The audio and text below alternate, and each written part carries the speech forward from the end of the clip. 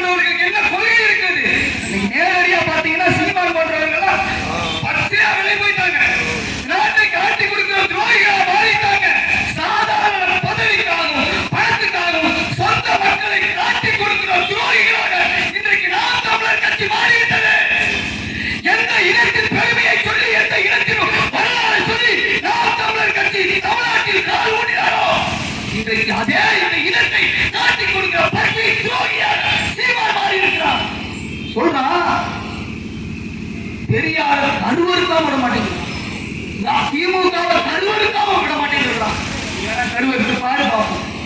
நாங்க வேடிக்கை பார்த்து மயிறு பிடிக்கிட்டு இருப்போம். எங்களை அழிக்க நினைத்த ஒவ்வொருத்தரும் அழிச்சு போயிருக்கான். சொல்ற மாதிரி திமுக சாதாரணமான ஆளுங்களா? திமுக நீங்க என்ன நினைச்சிருக்கீங்களோ அண்ணன் பேசுகிற தரமான பேச்சு அதை கேட்டு அப்படியே ரொம்ப உண்மைதான். இது பெரியாரின் பாசறையில் வந்த இயக்கம், அண்ணாவின் வழிவந்த இயக்கம், எங்கள் ஐயா முத்தமிழர் கலைஞர் அவர்கள் பாசறையில் வந்த இயக்கம். திமுக எந்த கொம்பாதி கொம்பன் வந்தாலும் அழிக்க முடியாது. சீமான சுண்டக்கா சீமான நான் பேசுறேன், நீ என்னோட விவாதத்துக்கு தயாரா? சீமானுக்கு சொல்றேன், சீமானின் தம்பிகளுக்கு சொல்றேன், என்னோட விவாதத்தை